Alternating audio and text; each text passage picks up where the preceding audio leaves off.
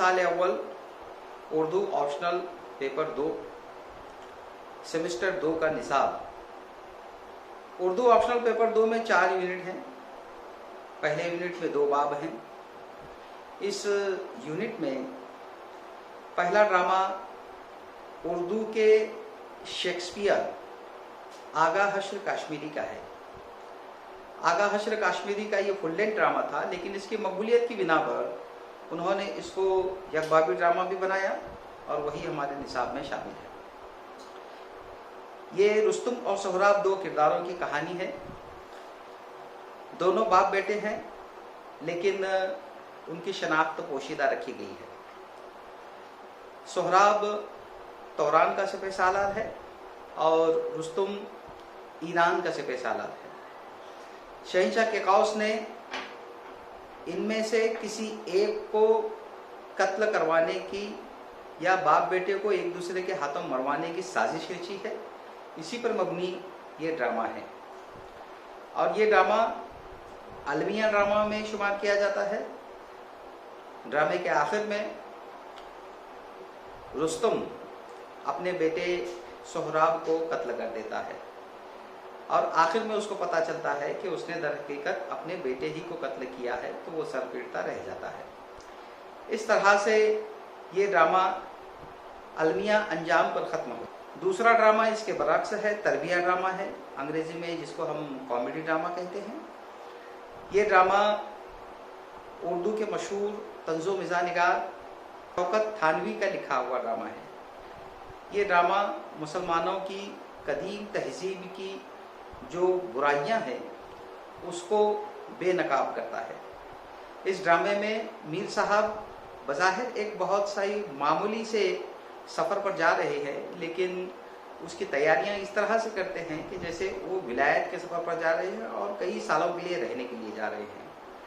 इसमें लखनऊ की डूबती हुई तहजीब और ज़वाल आमादा मुआशरा जो उस ज़माने में था, तालीम और तरबियत से किस तरह से महरूम थे, जहालत किस तरह से फैली हुई थी, उसकी मुंह बोलती दास्तान हमको इसमें मिलती है। क्योंकि शौकत थानवी तंज़ो मिज़ानिगार हैं, तो इसमें बड़ा ही तंज़िया और मज़ाहिया अंदाज में उस पूरी तहजीब को बड़े खूबसूरत अंदाज में उन्होंने इसमें पेश किया है। दूसरे यूनिट में एक इंशाइया है, आखिरी पर्चा। ये सर सैयद अहमद खान का लिखा हुआ इंशाइया है। तहज़ीबुल अखलाक नामी जो रिसाला सर सैयद अहमद खान कौम की भलाई के लिए, कौम में बेदारी पैदा करने के लिए निकालते थे। तहज़ीबुल अखलाक को कई मरतबा बंद करना पड़ा। जब आखिरी मरतबा ये रिसाला बंद हो रहा था तो सर सैयद अहमद खान ने उसका एक रिव्यू लिखा, उसी को आखिरी पर्चा कहा जाता है। यहाँ पर उसको नाम दिया गया है आखिरी पर्चा।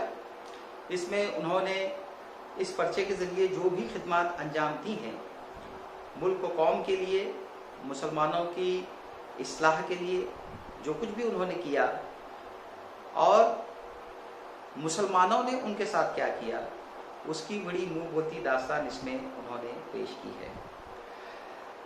और आखिर में ये कहा है कि हम मजबूर तहज़ीबुल अखलाक बंद करते हैं और इसके बाद एक और कौम की भलाई का काम वो करेंगे। दूसरा सबक है तिनके का सुलूक ख्वाजा हसन निज़ामी का लिखा हुआ बेहतरीन इंशाइया है। इसका मौजू तसव्वुफ़ है। ख्वाजा हसन निज़ामी एक सूफ़ी थे, दरगाह निज़ामुद्दीन से आपका ताल्लुक़ था, तो उनके हर इंशाइये में हमको तसव्वुफ़ का रंग नज़र आता है। इसमें भी एक तिनके की ज़ुबानी इंसान अपनी अना को ख़त्म करके किस तरह से खुदा शनासी हासिल कर सकता है, इसको बड़े ही तंज़िया और मज़ाहिया अंदाज में और बड़े दिलफरेब अंदाज में उन्होंने बयान किया है। तिनके की 7 मंजिलें उन्होंने बताई हैं कि 7 मंजिलें तय कर कर वो एक जो तिनका है वो खुदा शनास बन जाता है, खुद शनासी से खुदा शनासी का सफ़र मुकम्मल करता है और खुद मिटकर इंसानों को अल्लाह ताला को पाने का रास्ता बताता है। तीसरे यूनिट में एक सबक रखा गया है जो दर हकीकत खुद नविश्त सवाने का छोटा सा इक्तबास है, और ये खुद नविश्त सवाने मौलाना अबुल कलाम आज़ाद की है। मौलाना अबुल कलाम आज़ाद उर्दू के काफ़ी अहम तरीन अदीबों में शुमार किए जाते हैं। मौलाना अबुल कलाम आज़ाद सियासी रहनुमा भी थे। हिंदुस्तान आज़ाद होने के बाद आप पहले वज़ीर तालीम भी बने। उन्होंने बहुत सी किताबें लिखी हैं, मज़हब पर और सियासत पर, अदब पर उनकी नज़र काफ़ी गहरी थी। उन्होंने अपनी आप बीती लिखी थी जिसका नाम तज़किरा था। उसके इब्तदाई सफ़हात में उन्होंने उनके अपनी ज़िंदगी के ख़ानदानी हालात खुद उन्होंने बताए हैं, और ये बताने की कोशिश की है कि इंसान को हकीकी अज़मत उस वक्त हासिल होती है जब वो अपनी सलाहियतों को बरोए कार लाता है। इंसान अपने ख़ानदान, नस्ब, ज़ात की वजह से बड़ा नहीं होता, बल्कि अपने आमाल की वजह से बड़ा होता है। इस बात की वजाहत में उन्होंने कुरान शरीफ की आयतें भी इस्तेमाल की है, लैसा लिल इंसानी इल्ला मा सआ, और दूसरी आयत उन्होंने इस्तेमाल की है, इन्ना अक्रमकुम इंदल्लाहि इत्काकुम। तारीखी हवालों से अपनी बात को बड़े खूबसूरत अंदाज में उन्होंने उसको पेश किया है। यूनिट नंबर 2 में एक खाका है, मिर्ज़ा फ़रहतुल्लाह बेग का खाका है।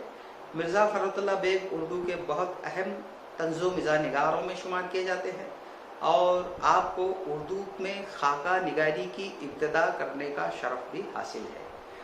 उन्होंने नज़ीर अहमद की कहानी, कुछ उनकी कुछ मेरी ज़ुबानी लिखकर उर्दू में खाका निगारी की इब्तिदा की थी।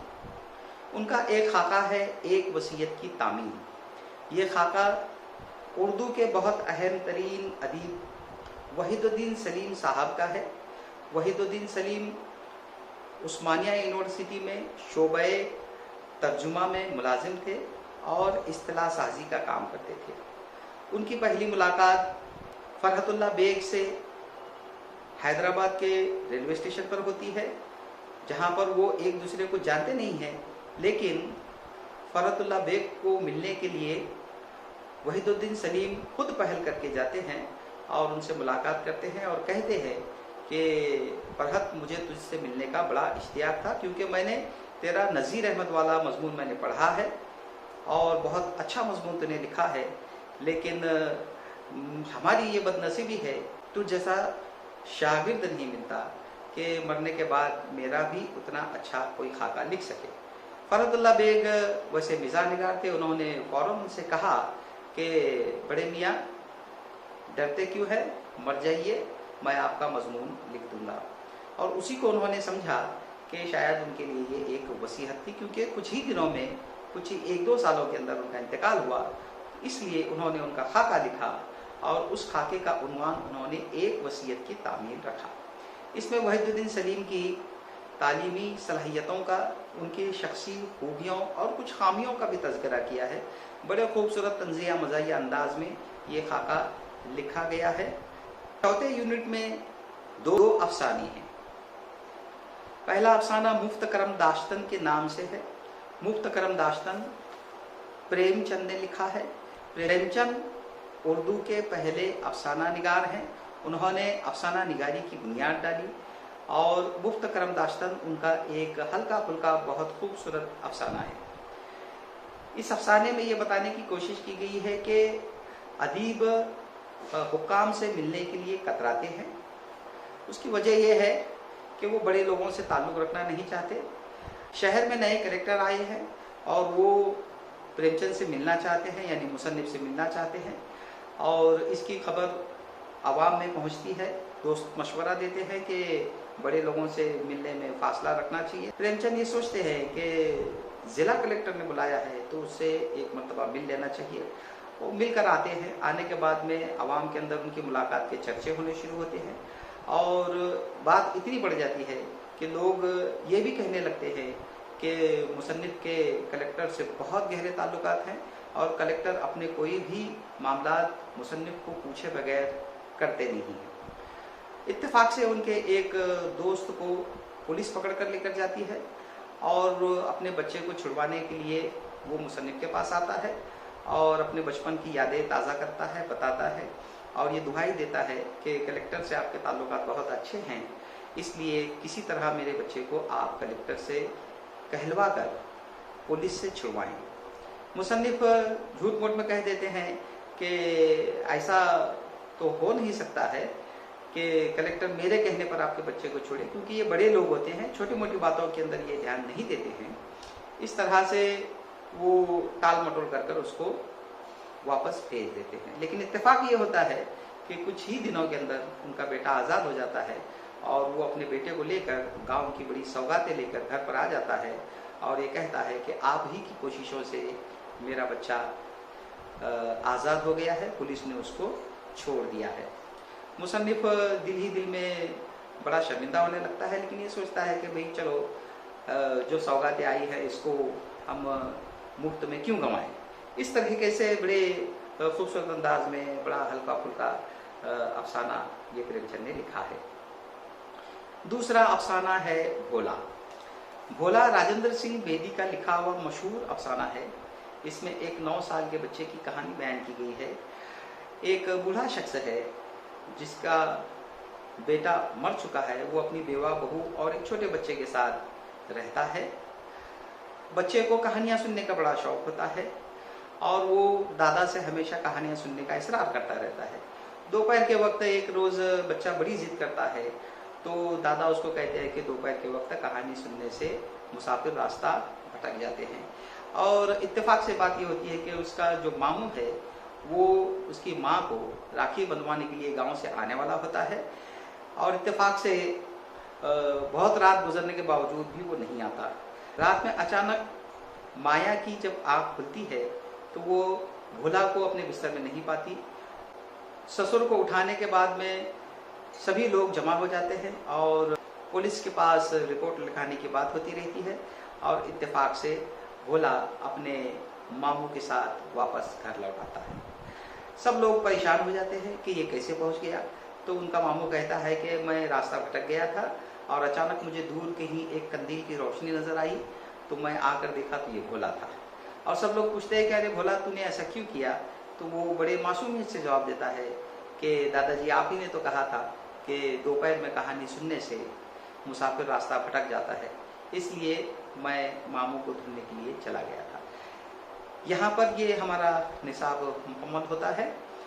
अगले वीडियो में इंशाअल्लाह एक एक टॉपिक को लेकर उसकी वजाहत मुकम्मल की जाएगी। बहुत बहुत शुक्रिया।